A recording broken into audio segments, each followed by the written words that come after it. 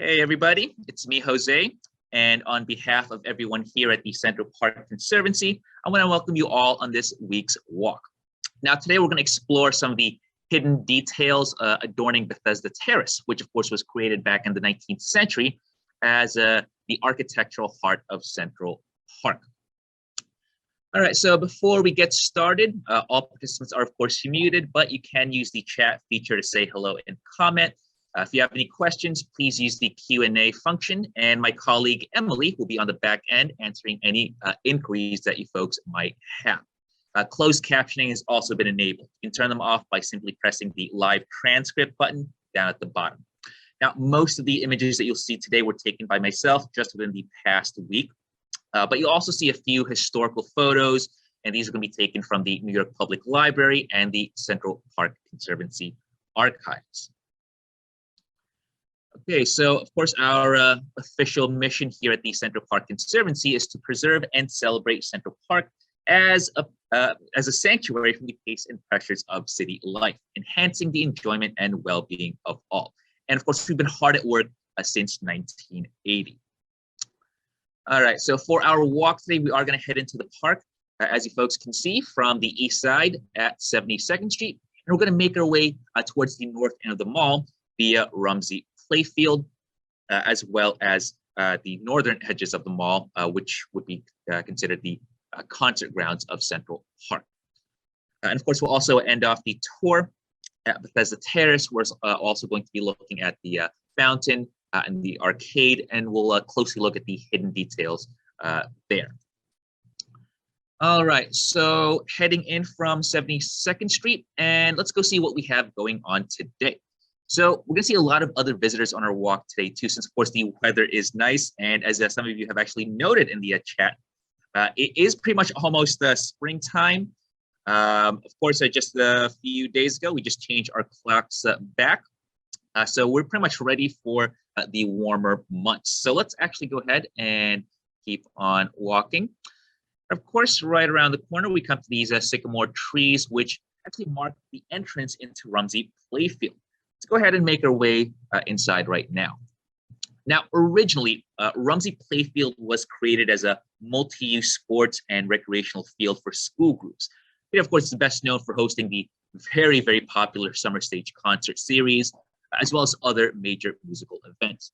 In fact, some of you might have actually even attended a musical performance here before. Just a little further down, we come to this wooden structure. Now, this is called the Wisteria Pergola. Now, at one point many, many years ago, you could have once looked out onto the mall below from here and listened in on one of the many concerts taking place in the park. Today, it's rather a quiet spot for contemplating and relaxing. And here you can see these Wisteria plants. Now, as many of you know, Wisteria grows very, very quickly. In fact, it can be an invasive species, quite a nuisance in many different gardens, but they can also be decorative. So just how they kind of twist themselves all around the wooden beams here. That's really part of the genius of Central Park. Everything was created in harmony with the natural world. All right, for now, let's head down these steps towards our next landscape. And this, of course, will be the concert ground of Central Park. And it basically takes up the northern edges of the mall.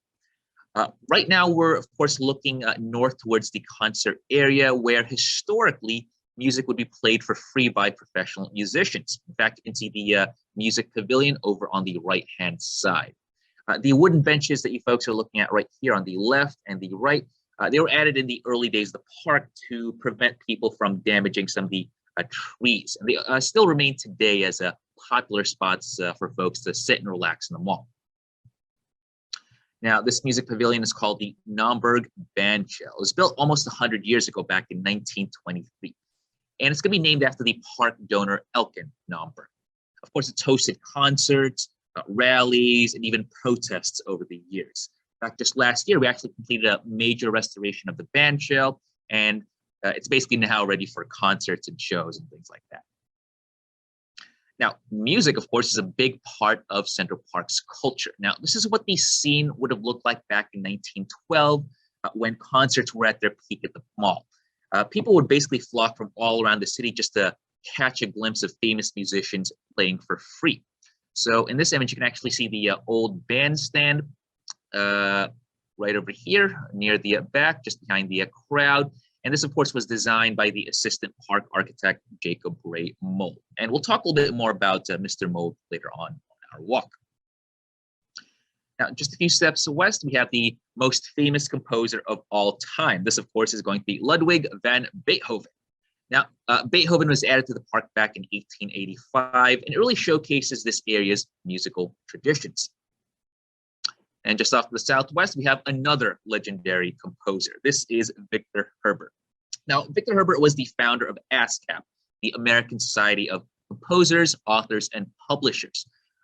Herbert would have died in 1924, but the bust itself was going to be unveiled 3 years later in a ceremony that was attracted by other legends like Irving Berlin, as well as Arthur Hammerstein as well. All righty, folks. So speaking of concerts and music, why don't we go ahead and conduct our very first poll of the day. So let me go ahead and put it up right now. So today I wanted to actually ask, have you ever attended any concerts here in Central Park before? So as we've seen so far, music is, of course, a major tradition in the mall and in the greater park as well. And many New Yorkers are witness to that every day just by walking around and hearing all the talented musicians. Some of us might actually have taken part in playing music here at Central Park before. All right, so it looks like the results are in. And let's go ahead and put the poll right here and share the results.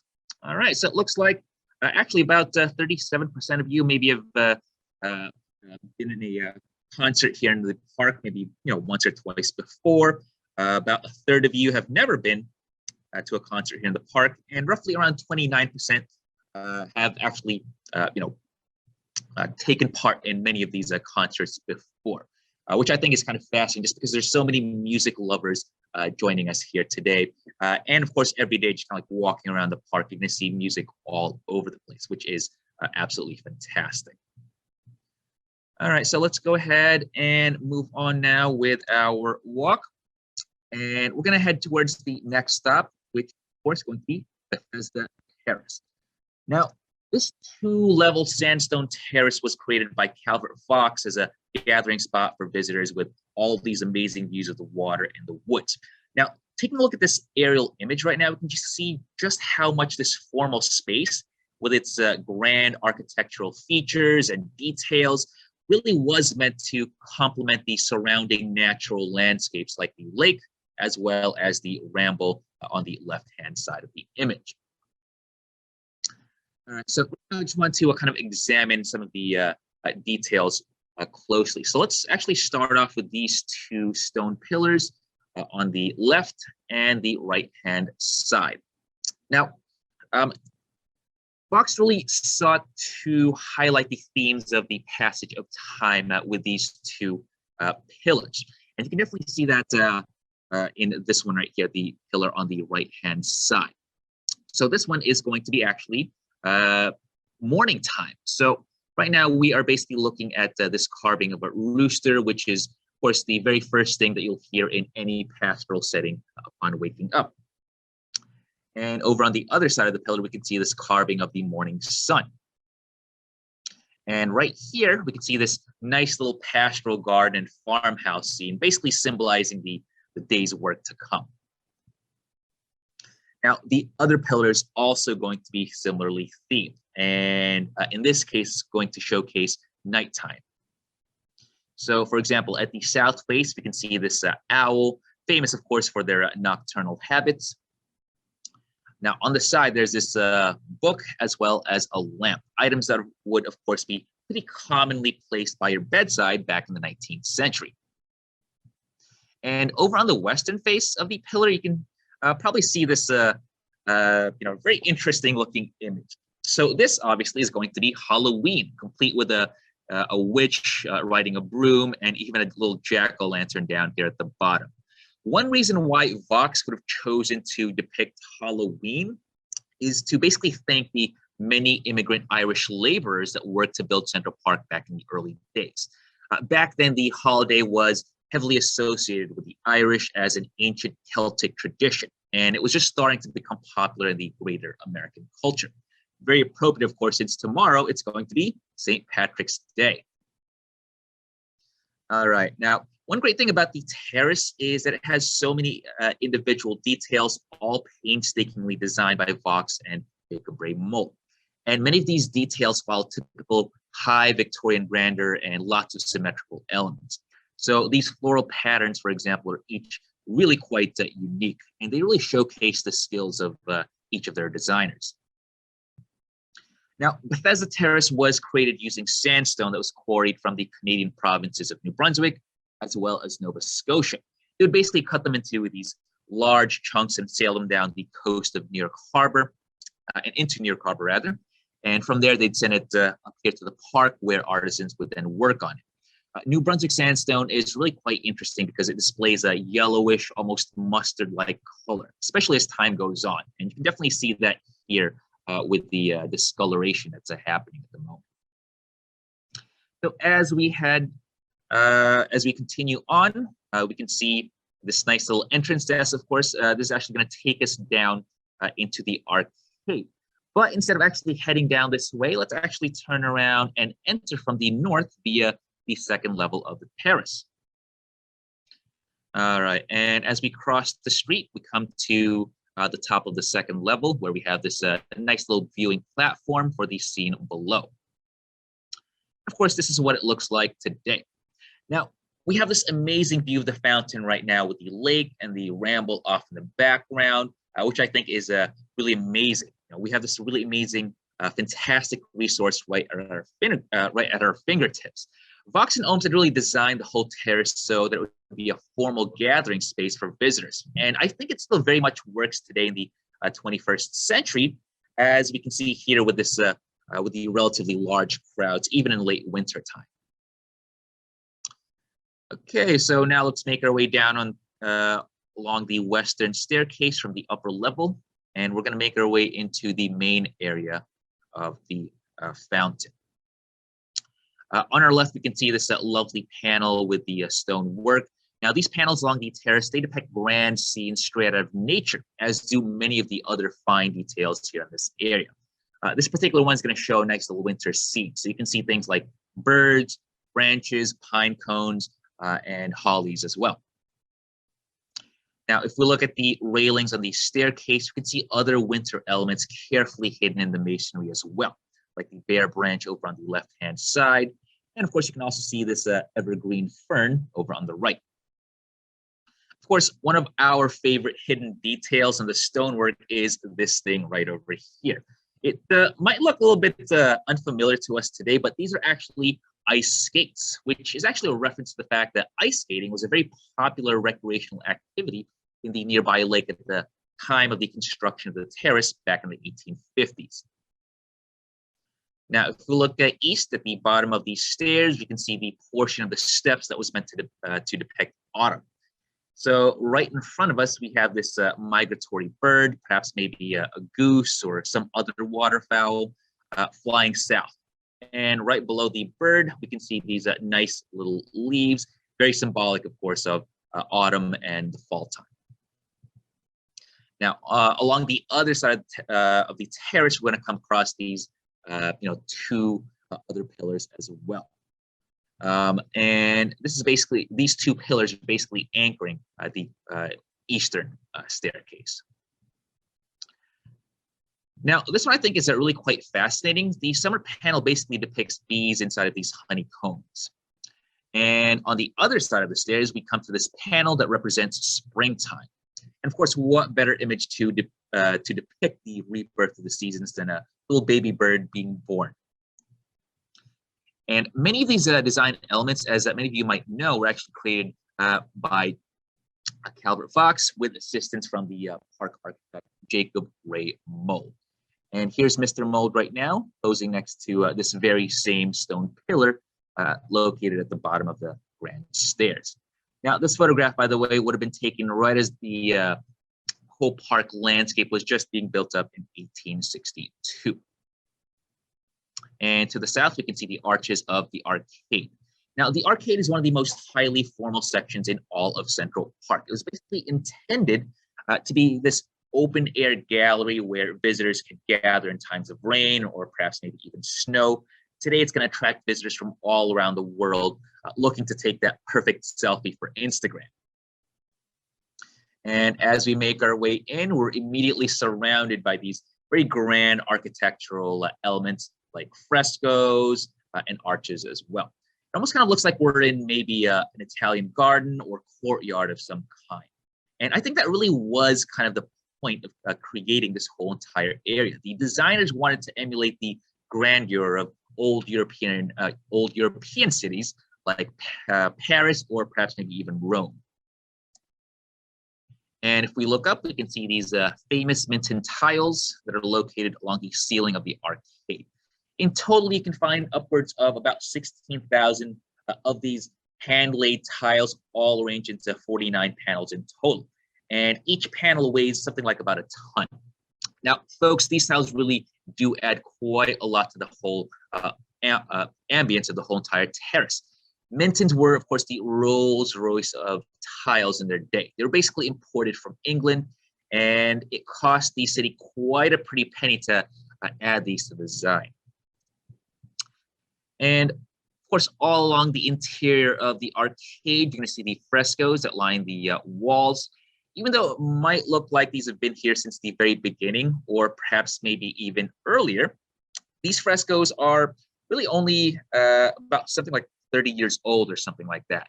Each one was basically illustrated by the artist Lucretia Moroni, who took cues from the ancient, medieval, and Renaissance artisans of her native Italy. One thing that I find really endlessly fascinating about these frescoes is that Lucretia Moroni would have utilized elements of trompe-l'oeil in her work. Now, trompe-l'oeil is basically a technique that uses realistic imagery to create these optical illusions. So in this case, the figure's eyes basically follow you around if you look at it. It can definitely be a little bit creepy, especially if you're the only one, kind of walking around in the arcade. But it's definitely amazing to see it in action, as I'm sure some of you have noticed as well. All right, so we're going to go ahead and continue on, and we're going to head north towards the next stop. And along the way, we're going to pass by this musician that, of course, serenades visitors with soft, gentle music that really captures the ambient grandeur of the arcade. All right, so as we step outside from the arcade, we can see the fountain right in front of us, as well as the central statue. So why don't we go ahead and explore this last final area before we end off our walk for today. Now, this statue, as many of you folks might know, is called the Angel of the Waters, and it's one of the more beloved and iconic works of art dotting Central Park. It was basically crafted in the late 1860s by Emma Stebbins, who was tasked with designing a central statue that would bring together all these formal elements of the terrace as built by Calvert Vaux and Jacob Ray Moll. Now, the statue was also meant to be a celebration of New York's brand new clean water supply system, which had actually just been established in 1842, so just about a few decades prior to the construction of Central Park. Now, as you folks can see, the angel has her right hand raised, as if she was blessing the waters beneath her feet. Now, since it was unveiled back in 1873, it's since become one of the most iconic statues in New York City, no doubt due in part to the many throngs of tourists that pass by here every single day. Now, looking south from the other side of the statue and fountain, we can catch a glimpse of most of the main terrace area off in the background. Today, of course, it brings in visitors from all over the planet.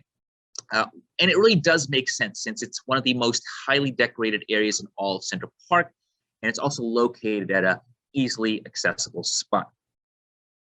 Now, for this last image of the day, I wanted to kind of show you folks this illustration from the 1860s.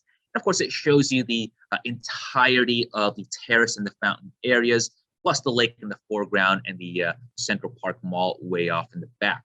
The statue by this point in time had not yet been added, so there are actually still a few pieces missing from the landscape. But of course, despite this, I think it was basically images and drawings like these that really helped to turn the early Central Park into the iconic landmark basically overnight. And of course, today it's still regarded as one of the most urban parks really anywhere in the world. All righty, folks, so that does it. Thank you all so much for joining us today. Now, don't forget to check out our new program next week as well on the role of women in Central Park. We have both guided and virtual tours available for sign up on our website. So my colleague Emily is going to go ahead and drop those links in the chat section right now. And remember, be sure to check us out on all of our social media channels like Facebook, Instagram, and Twitter. You can follow us at Central Park NYC. Now, we're going to leave the room open for any last final questions. But otherwise, from all of us here at the Central Park Conservancy, stay safe and be well. Have a good day, folks.